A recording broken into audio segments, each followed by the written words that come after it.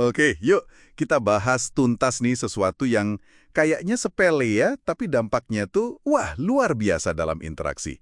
Soal mengingat detail tentang orang lain. Anda kan punya materi bagus nih dari buku How to Talk to Anyone. Dan ini beneran bukan sekedar basa-basi biasa loh. Ini tentang cara jitu gitu ya, buat bangun koneksi yang lebih kuat. Misi kita kali ini, gimana caranya bikin orang lain tuh, wah terkesan banget karena kita ingat hal spesifik tentang mereka. Siap ya? Siap. Yang langsung menarik perhatian saya dari sumber Anda tuh ya gimana mengingat detail kecil aja bisa secara dramatis gitu mengubah cara orang lihat kita. Oh iya? Iya, ini bukan soal punya memori super loh, bukan itu intinya. Oke. Lebih ke nunjukin kalau kita tuh beneran dengerin dan ya peduli gitu. Yang akhirnya kan bikin orang lain ngerasa spesial, dihargai. Nah, buku ini ngasih beberapa pendekatan praktis buat itu. Salah satu yang, wah bikin saya penasaran banget itu teknik yang namanya tracking. Melacak kehidupan mereka gitu ya. Betul. Bayangin deh, kita bisa ingat detail kecil yang pernah mereka sebut sambil lalu. Misalnya, sarapan favoritnya apa, nama kucingnya, atau mungkin keluhan soal sepatu nggak nyaman minggu lalu. Kedengerannya remeh banget ya. Nah, justru itu kekuatannya. Pas kita ungkit detail kecil itu di obrolan berikutnya, itu ngirim sinyal yang kuat banget. Saya dengerin kamu loh, dan apa yang kamu bilang tuh penting buat saya. Iya juga ya. Sumber Anda tuh pakai analogi menarik. Katanya ini bisa bikin mereka ngerasa kayak bintang film tahun 40-an. Wah, bintang film, iya, di mana setiap detail kecil hidup mereka jadi pusat perhatian kita.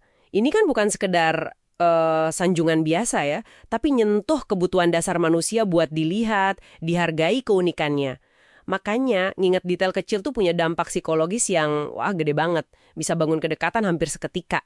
Wah, analogi bintang film itu beneran kebayang sih dampaknya. Tapi, mungkin ada yang mikir nih, oke, melacak detail kecil itu penting. Tapi, gimana caranya ingat semua ini kalau kita ketemu banyak orang? Kan pusing juga ya? Nah, iya kan? Sumber Anda punya trik menarik nih. Katanya sering dipakai politisi. Business card dossier. Semacam bikin berkas mini gitu di kartu nama. Tepat sekali. Metodenya sebenarnya simple banget dan bisa diadaptasi kok. Jadi setelah ngobrol sama orang, tukeran kartu nama, atau bahkan kalau nggak tukeran kartu nama pun bisa, langsung aja luangin waktu bentar buat nyatet poin-poin kunci. Bisa di balik kartu namanya atau di catatan kita sendiri. Poin kunci itu contohnya apa aja tuh? Macam-macam. Bisa penampilan unik mereka, topik utama obrolan tadi apa, hobi yang mereka sebutin, mungkin nama anggota keluarga, atau proyek yang lagi mereka kerjain. Ya, apa aja lah yang relevan dan bisa bantu kita ingat mereka secara spesifik nanti.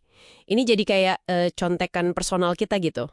Mencatat di kartu nama itu kayaknya efektif ya. Tapi apa nggak ada resiko kesannya jadi agak hitung-hitungan gitu ya? Atau kurang tulus kalau sampai ketahuan orangnya? Kayak kita lagi ngumpulin data aja. Itu pertanyaan bagus banget, valid itu. Kuncinya menurut saya ada di niat kita. Niat ya? Iya, kalau tujuannya emang buat benar-benar ingat dan bangun hubungannya lebih tulus, ya ini kan cuma alat bantu memori aja. Sasa aja, kayak kita nyatet tanggal ulang tahun teman gitu kan. Tapi kalau niatnya cuma transaksional atau ya manipulatif, ya tentu orang bisa ngerasain juga.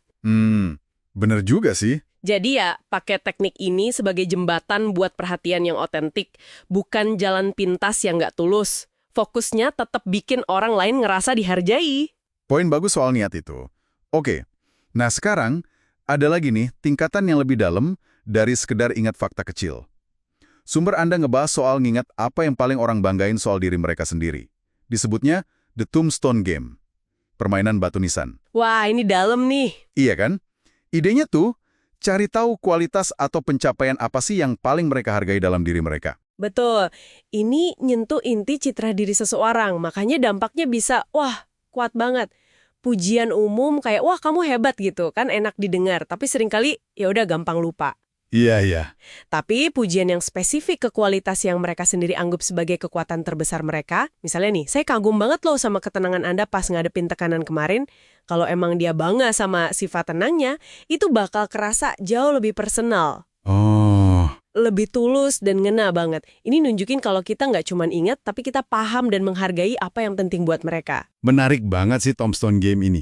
Tapi, Nemuin kualitas yang benar-benar dibanggain orang lain itu kan nggak selalu gampang ya. Gimana caranya biar tahu tanpa kesannya kayak lagi nginterogasi atau ya terlalu kepo gitu? Anda bener. Ini butuh kepekaan sih. Nggak bisa langsung tembak juga.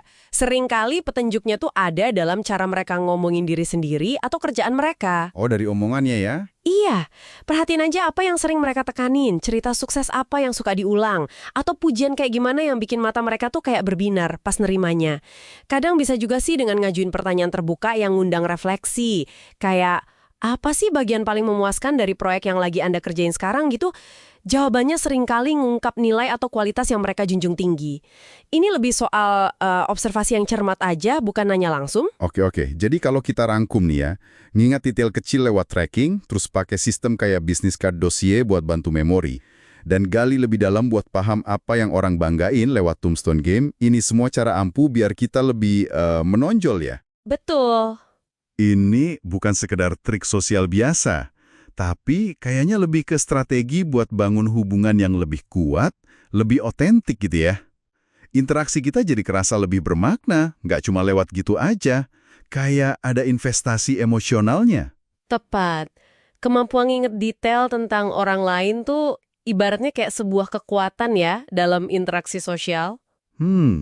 Kekuatan. Iya, dan kayak kekuatan lainnya, ini bisa dipakai buat bangun jembatan pemahaman, kedekatan, atau kalau niatnya keliru, bisa kerasa manipulatif. Nah, itu dia.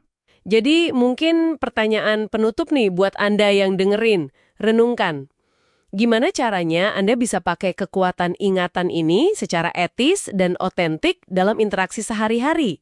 Buat benar-benar memperkaya hubungan, bukan cuma buat, ya, dapat sesuatu dari orang lain.